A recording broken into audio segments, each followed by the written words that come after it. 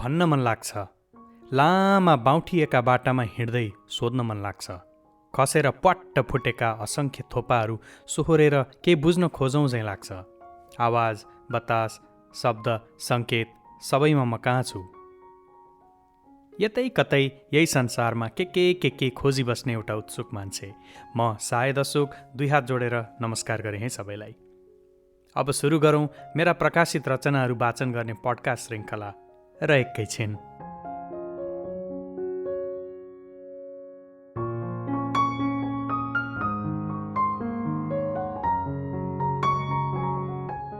मलाई बडा घमण्ड थियो एक समय। म भित्र बाहिर उस्तै छु। कुरा पनि म त्यस्तै गर्थेँ। म शङ्कर लामिछानेको लेखाइको कुरा गर्थेँ, उनका निबन्ध, उनका कथाहरूको कुरा गर्थेँ, उनका टेक्स्टहरू जसरी उनले फर्मेसन गर्थे त्यसका बारेमा कुराहरू गर्थेँ। अनि म मान्छेसित भन्थेँ उनी भित्र बाहिर उस्तै थिए, त्यही भएर यस्तो मिठो लेख्थे। मलाई त्यही भएर शङ्कर लामिछाने मनपर्छ। कति बुझेर भने, कति नबुझेर भने, आफैलाई पनि मैले त्यस्तै हुँ भनेर प्रोजेक्ट गराइराख्न खोजेँ। तर त्यस्तो हुन्छ र? हुँदैन जस्तो लाग्छ। कोही बेला भित्र भएको मान्छे बाहिर निस्किएर धेरै कुरा गर्न सक्दैन। अनि त्यस्तो बेलामा चाहना हुन्छ म भित्रको एउटा मान्छे बाहिर निस्किएर यस्तो यस्तो गरिदियोस्। एउटा बट्टाभित्र जिनी थियो, त्यही जिनी जस्तो निस्किएपछि अर्कै। कहिलेकाहीँ आफू त्यही बट्टाभित्र थुनिएको जिनी हो कि जस्तो पनि लाग्छ। अनि यो भित्र बाहिर उस्तै देखिने भन्ने कुरा एकदमै अल्मल्याउने खालको कुरा हो। तर एउटा कुरा चाहिँ के सत्य हो भने कहिलेकाहीँ मलाई म जस्तै एउटा मान्छे बाहिर कतै घुमिरहेछ, यस्तो कुराहरू गरिरहेछ भन्ने चाहिँ विश्वास हुन्छ। एउटा निबन्ध त्यस्तै सेरोफेरोमा। निबन्धको शीर्षक कहीँ कतै आसपास म जस्तै कोही।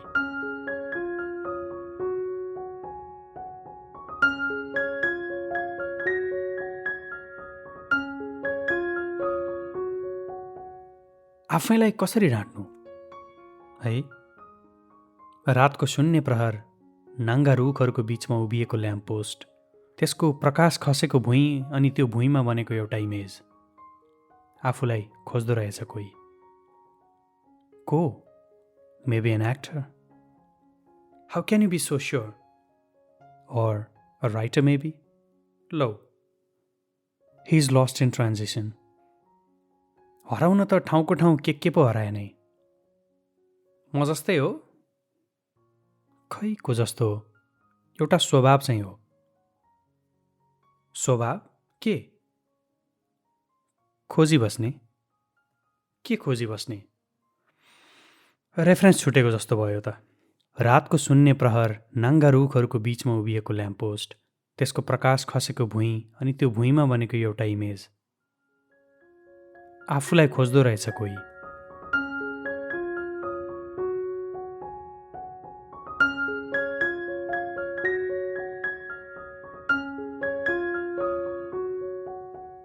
पहाडका 3वटा तहहरूमा मान्छे र जीवनको कन्फ्रन्टेसन अनुमान गर्थे कहिलेकाहीँ। कोही फेदीमा पुगेर टुप्पातिर हेरिराख्न सहज हुने मान्छे हुन्छन्। कोही बिचमा पुगेपछि दुवैतिर हेर्न पाइने सन्तुलनमा आनन्द भेटेर त्यहीँ टक्क रोकिने हुन्छन्। कोही टुप्पामा पुगेर संसार हेर्छु भन्ने हुन्छन्। I might have wanted to be a teacher. कुन विषय पो पढाउँथे होला? तर पढाउनलाई पहिला धेरै कुरा थाहा हुनुपर्छ। जान्नु त पछिको कुरा भयो। एउटा मान्छेको रियलाइजेसन र अनुमानका कुरा टेक्स्टबुकमा राखिन्नन् नि। कोही बेला दर्शनले हाने जस्तो हुन्छ र के लागिदिन्छ। लागेको कुरा जस्ताको तस्तै भन्दाखेरिको फर्म्याट चाहिँ कोही बेला पढाएको जस्तो हुन्छ। पहाडका तहहरूमा मान्छे र जीवनको कन्फ्रन्टेसन। अरे क्या हो त्यो? टेकअप भइगयो, अब ल्यान्डिङ चाहिँ गरौँ न। कोही त पहाडै नचाहिने पनि होलान्। तिनलाई फेदीसम्म पनि किन पुग्नु पर्यो? कोही फेरि टुप्पैमा पुगेर पनि अर्को पहाड देख्न मन पराउने होलान्। जस्तै कोही शासक हुन रमाउने होलान्, कोही आफ्ना उप कोही भइदिए सहज हुन्छ भन्ने पनि होलान्। यस्तैमा अलि अघि एउटा पात्रको शब्दचित्र कोर्दै गर्दा वान लाइनर लेखेछु। Rather than being a good doctor, I want to be the best patient. उदाहरणमा राख्ने यस्ता कुराहरू कहिलेकाहीँ एकदमै अमूर्त र अस्पष्ट भएर आउँछन्। मसँग यस्तै खालका वानलाइनर अरू पनि छन्, जस्तै I love to be the best student then being a good teacher. यसको प्रभाव कहाँ कहाँ कसरी रहला भनेर पनि अल्झिरहन्छु बेला बेला। त्यस्तै अल्झाइका बेला संयोगले मोहम्मद जिसन अय्युबसँगको गुफ्तगु हेर्न पुग्छु। त्यसमा उनले भनिदिन्छन्, मुझे स्टुडेन्ट बने रहना एक कन्फिडेन्स देता है। आहा, त्यो हुनुले कति कन्फिडेन्स दिएको छ भन्ने कुरा बेला बेला म पनि महसुस गरिरहन्छु। त्यही कन्फिडेन्सको बलमा म केही शब्द चित्रहरू बनाउन उत्सुक भइरहेको छु। धेरै कुरा जान्न मन हुन्छ। पहिल्यै जानेको भए हुने कति कुरा अचेल अलिअलि जानेको छु। त्यही बहावमा कतै अलि धेरै गरिँदो रहेछ आफ्ना कुरा। तर केही मृत्युहरूका बारेमा लेख्न मन भएर पनि लेखेको छैन। अलमल छ अझै। आफै मृत्यु रोजेर हराउनेहरूलाई पनि गाली नगरिकन, कुनै दोषको भारी नबोकाइकन निरपेक्ष भएर मृत्युलाई पढ्न सकिएला कि नसकिएला प्रश्न गर्ने ठाउँ छ। तर प्रश्न कहाँ हुँदैन। अन्दाजै अन्दाजमा कोरिने आफ्नै गीतमा, आँखा थिए कि सपना के थिए मेरा, केही नबुझाइ आयो।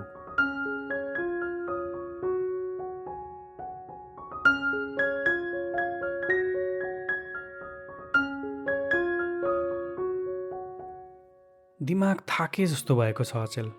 यस्तो गीत अचेल लेख्न सकेको छैन। दोष कतैतिर शिफ्ट गरिदिउँ? आइस स्केटिङ गर्दा बारम्बार पछारिएको थिएँ, त्यसैले पनि पो हो कि अलिकति त हुन्छ खुब। किन हुँदैन? हुनलाई त के हुन्छ नि। सुदामले 5 भन्ने नाटकको सेरोफेरोमा अन्तर्वार्तामा भनेका कुराहरू मलाई ताजै छन्। समाज कन्फ्युज छ, युवाहरू झन कन्फ्युज छन् भनेको थियो। सही छिनमै गलत र गलत छिनमै सही हुन्छ भन्ने कुरालाई पनि जोड दिएको थियो। त्यो उलटफेरको रेसियो अनुमान गर्नै नसकिने भयो भन्ने कुरा हो मेरो पनि। बोल्ने कि नबोल्ने, कति बोल्ने, के कुरामा बोल्ने, बोल्नुपर्ने अवस्थासम्म पुग्न कतिवटा तहहरू छिचोल्नुपर्छ। जवाफ खोज्दा पनि थप अल्मलिने अवस्था छ। यहाँ अब लेखिने प्राय उपन्यासको शीर्षक पर्खालभित्र पर्खाल बाहिर हुन सक्छ। पारिजातले उहिले लेखेर त्यो कहाँ सकियो र? अचेल पर्खालकै कुरो छ। मान्छे मान्छेमा पर्खाल, सोचमा पर्खाल, देखिने पर्खाल, नदेखिने पर्खाल, अग्लो पर्खाल, होचो पर्खाल, पर्खाल नाग्नेका कथा, पर्खाल नाग्न नसक्नेका कथा, यस्तै यस्तै ट्रम्पको पर्खाल त संसारकै चासो भइगयो।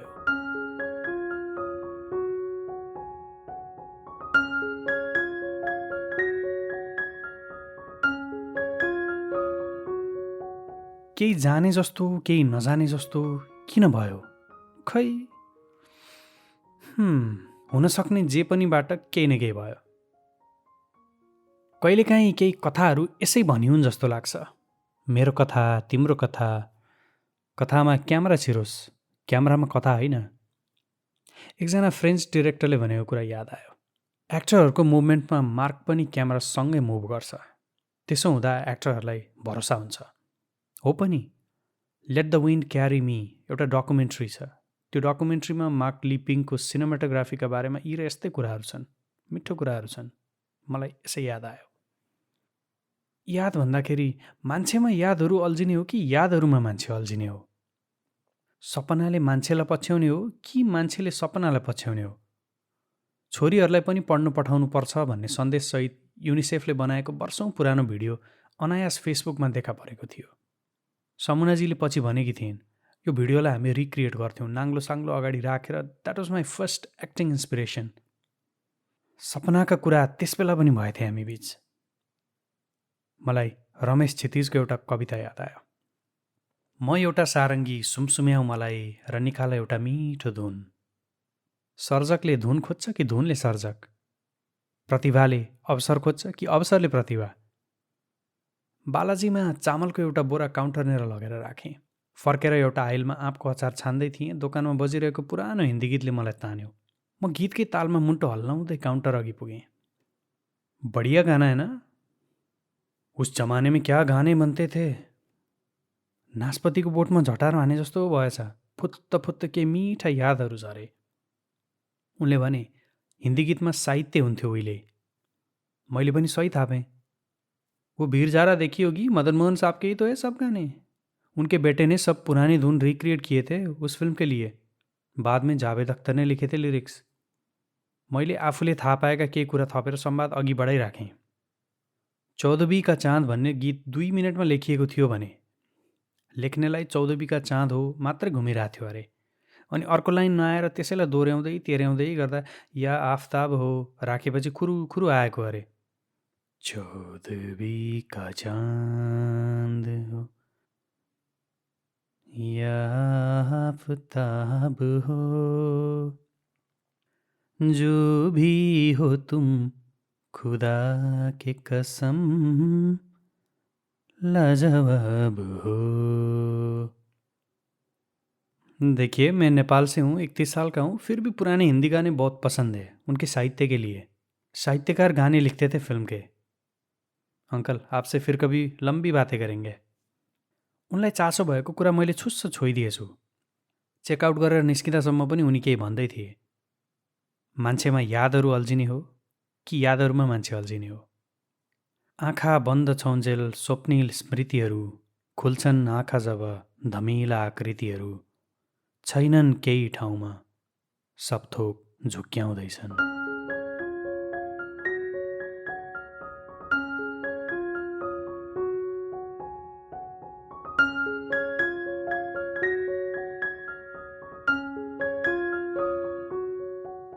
सेल्फ केयर नजानेको बेला शब्दहरूको सटल टच किशोर कुमारको हेभनली भोइस जत्तिकै म्याजेस्टिक थिए।